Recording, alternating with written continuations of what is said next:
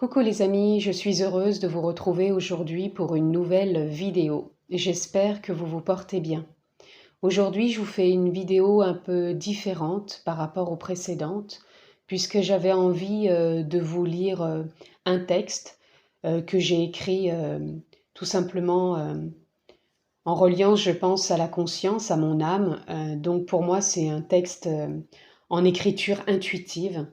Et j'avais l'élan tout simplement de vous lire, de vous le transmettre. Et après, bien sûr, prenez-le en fonction de ce qui résonne pour vous, de ce qui fait sens. Vous avez votre propre discernement et voyez ce qui peut peut-être être en résonance. Voilà pour cette petite introduction. Donc je vais vous lire ce texte. L'espace d'un instant.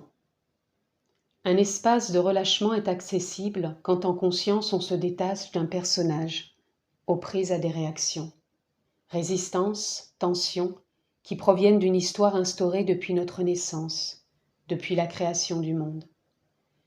Chaque histoire détient une vérité propre, qui n'est ni bonne ni mauvaise, simplement des expériences, vécues, traversées, avec souffrance et réalisation qui transforment la vision de soi, de sa vie, de son propre avis en son monde intérieur. Le sens et la valeur dénotent sensiblement par des réactions, accumulées au fil de ces innombrables expériences. Cela devient une force, un fil conducteur, pour entrevoir ce qui gît l'espace d'un instant en soi. Une paix, une richesse inestimable, parfois même insoupçonnée et pourtant présente en ce lieu. Là, où en revenant à soi, en lâchant le mental, tout se pose et s'éclaircit. Un relâchement est alors possible. Mais quelle attitude adopter face aux émotions? Qu'indiquent-elles? Des blessures, de rejet, de trahison, d'abandon, d'humiliation et d'injustice.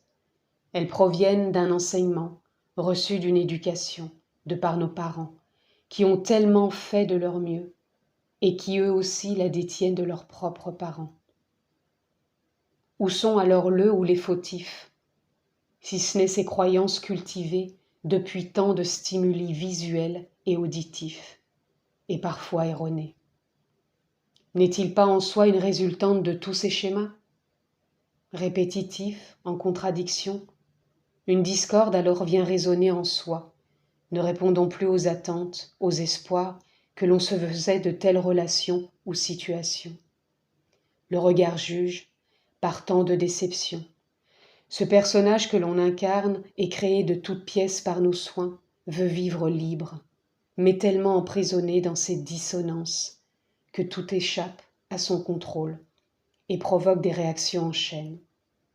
Quand l'appel de l'âme se fait sentir, cela relance une forme de chasse au trésor, de compréhension, de clarté, d'ouverture vers quelque chose de plus vaste. L'évolution alors se poursuit dans une autre évidence, plus en lien avec l'amour. Un amour de soi, comme si on devenait sa priorité pour s'apporter plus de paix et de sérénité. Alors l'empressement pour un nouveau monde se fait ressentir comme si on pouvait tout abolir et choisir encore une fois, avec un personnage à la clé. Car oui, il est bien là.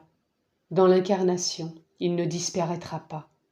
Mais il devient nécessaire d'en faire un allié et de le recadrer. Mais à bon escient. S'en débarrasser serait une utopie. C'est bien là où réside une certaine ambiguïté dans cette aventure et ouverture de conscience. Comment renouer en présence à un espace de relâchement, le fameux lâcher-prise? Revenir à accepter de se relâcher, de se détendre dans l'expérience.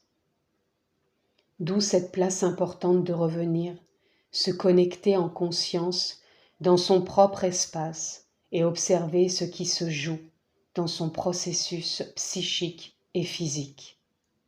Agir en son âme et conscience alors prend tout son sens.